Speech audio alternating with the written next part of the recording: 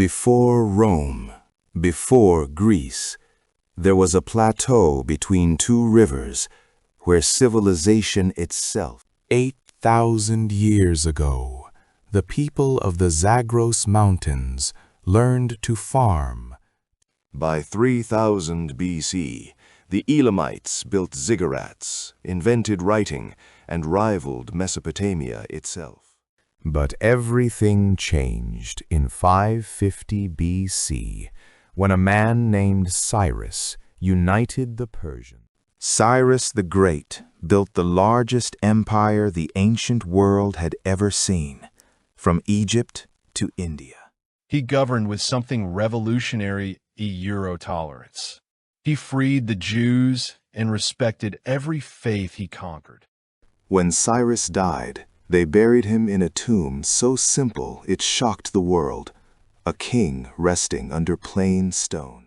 His successor, Darius, built Persepolis, a city so magnificent it became the center. Every spring, delegations from 23 nations climbed those stairs, their faces. Darius connected the empire with roads, gold coins, and a postal system faster than anything before it. But in 490 BC, the Persians marched west toward Greece, and that decision would haunt them. The Greco-Persian Wars raged for decades.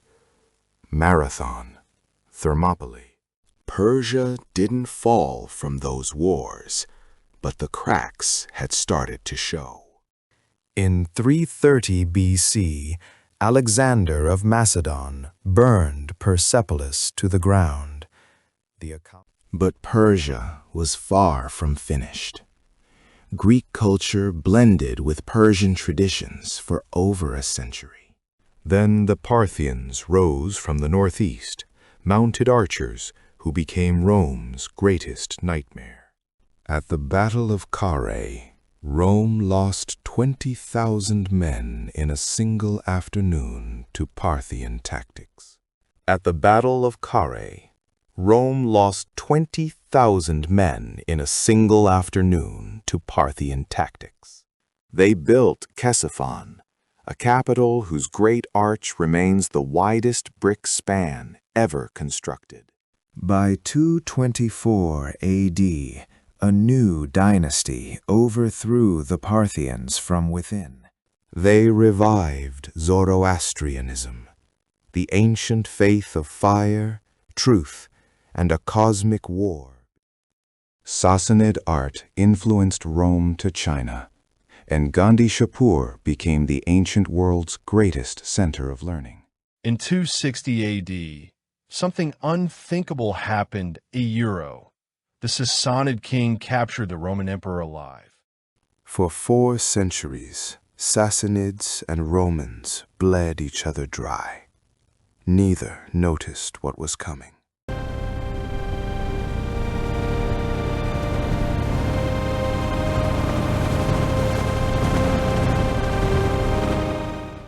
The last king fled east and was murdered by a miller. A 400-year empire ended in an entire civilization was reshaped in a generation. But Persia did not vanish. Persian became the language of poetry and high culture across the entire Islamic world. Persian scholars preserved Greek philosophy, advanced algebra, and gave the world poets like Rumi. Ibn Sina wrote a medical textbook used in Europe for 600 years. Khayyam mapped. Ferdowsi spent 30 years writing the Shahnameh, 60,000 verses, keeping Persian identity. Then, in 1219, the nightmare arrived. Genghis Khan and the Mongol horde. The Mongols destroyed cities 1,000 years old, killing millions. Some regions wouldn't recover for 7 centuries. And yet, Persia survived again, even converting the Mongol rulers to Islam. Tamerlane came next. More destruction, but also some of the most beautiful buildings ever constructed. By the 1500s, the Safavids unified Iran and made Shia Islam the state religion. This single decision separated Iran from its Sunni neighbors forever and shaped its identity for centuries. Isfahan under Shah Abbas became one of the most beautiful cities on earth. Visitors called it half. But the Safavid Empire crumbled. Afghan invaders sacked Isfahan in 1720. By the 1800s, Iran was trapped between two empires, Britain from the south, Russia from the north. They carved up Iran's resources, controlled its rulers, and stole the entire Caucasus without a fight. In 1906, Iranians demanded a constitution, the first parliamentary revolution in the Middle East.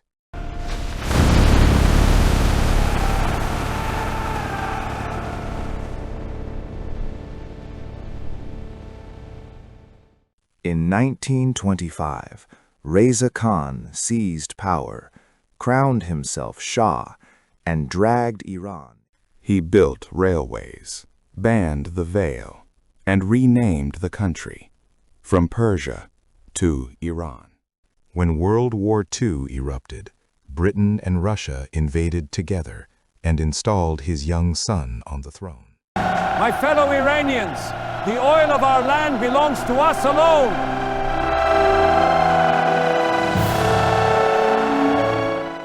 Britain and the CIA orchestrated a coup. Mossadegh was toppled. Democracy was stolen. The Shah ruled for 25 years with American backing, modernizing the economy while crushing all dissent. He threw the most expensive party in history at Persepolis, while millions of his people lived in poverty. By 1978, millions poured into the streets. In 1979, Iran transformed overnight from a Western monarchy to an Islamic Republic that stunned the world. The American embassy was seized. 52 hostages held for 444 days. Iran became a symbol of defiance. Then, in 1980, Saddam Hussein's Iraq invaded, and Iran was plunged. 1 million people died. Chemical weapons were used. Cities were leveled. The world, mostly, looked away. Iran survived, but emerged isolated, scarred, and deeply distrustful of the outside world. The nuclear program became the world's obsession. Sanctions, threats, and negotiations followed for decades.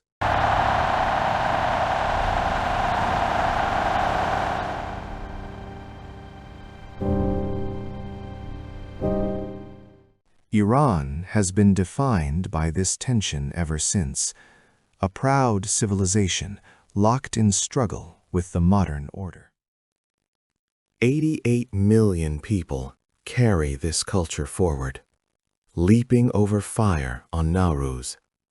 Empires rose and fell, conquerors came and went, but Persia endured, because it always remembered how to rebuild.